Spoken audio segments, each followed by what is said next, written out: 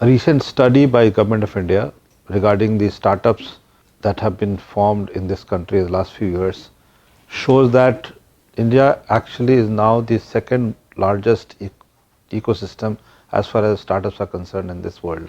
This phenomena is not very new, but the impetus that has been brought to this particular phenomena is very new.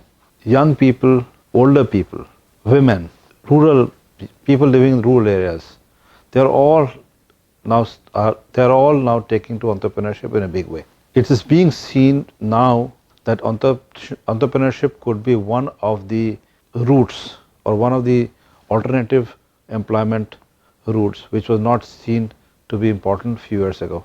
It's so much so that now companies are also saying that we want people in the organization who are more entrepreneurial than just doing their jobs. In this module, we will see how entrepreneurship develops, how ecosystem about entrepreneurship could be built, and what does it take to become an entrepreneur. Let's start by understanding the difference between an ordinary businessman and an entrepreneur. Classically, entrepreneurship could be seen as creating an enterprise and doing gainful economic activity. It involves finding out an opportunity, making sure that we have the right vehicle or right enterprise to take advantage of the opportunity and achieving the desired results. At this point of time, we must also understand that there are three types of entrepreneurship that could be thought of. One entrepreneurship is for survival. So we have a lot of people who are taken to entrepreneurship because they have no other alternative. In fact, many rags to riches stories come from this particular type of entrepreneurship. People who are not able to find a job take to entrepreneurship because they have no other option. So you see the street vendors, you see people working in the rural areas, you see the kirana stores, many of them. These are all entrepreneurship that have been taken up by people, not by choice, but they had no other alternative but to get into entrepreneurship. What we call it the survival entrepreneurship. Entrepreneurship because there is no other alternative. I need to do it. In many cases, it's also because the entrepreneur doesn't have any other skill. Either the person is not educated or doesn't have the required skill to do something meaningful. So in the lack of any resources, in the lack of any skill, nobody is going to hire that person. So the person has two choices here. Either work as a marginal laborer or informal labor in a domestic sector, become a house help, or become self-employed by picking up something which gives enough for that person to at least survive.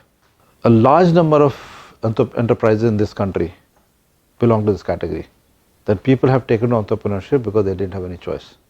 The second level of entrepreneurship is when you see an opportunity, which means the context which you have creates opportunities for people to create enterprises and do something other than doing a job. You find suddenly that some sector has picked up pretty fast. So take the example of food delivery sector.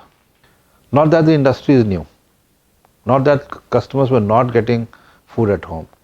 Restaurants were delivering food at home. However, in the past few years, the extent of eating at home has gone up like anything. Number of households which are now actually giving orders has increased a lot. And these do not include only the people who have double income families, both of them working. These also include older people. This also includes children who are now ordering pizza for their birthdays or even regularly. It also has got impetus because now people want variety in their food. It's not that they don't want to cook at home, but just once in a while they would like to have variety.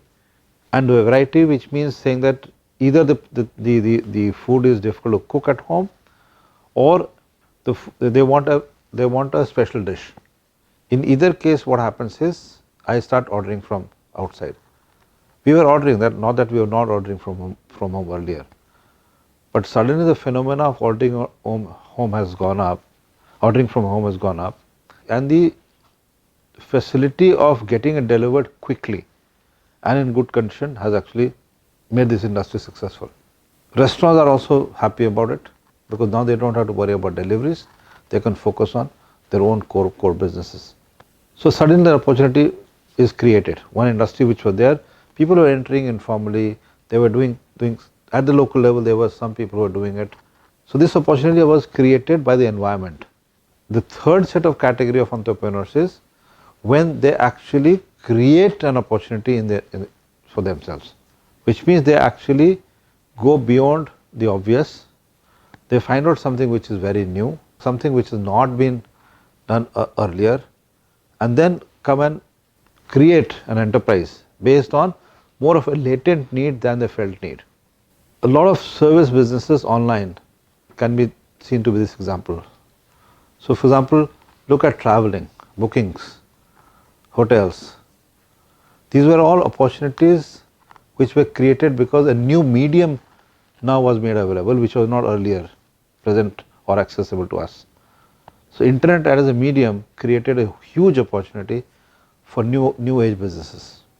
Look at people who are getting into AI, look at people who are getting into face recognition technologies, look at people who are developing recruitment tools based on AI and psychometrics. Now these are something which are not being thrown by the environment or the context. These are the enterprises which are being created because the entrepreneur or the person behind it thinks that this is something that will add value to its customers, and therefore I should create that kind of product or service. So if you look at these three different entrepreneurship, the journey of the entrepreneur in each of these is very, very different.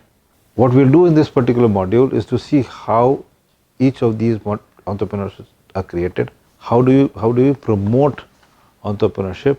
And an additional part of it, which is what is becoming slowly popular, is how can I think of a entrepreneurial corporation, or how can I promote intrapreneurship in my own organization?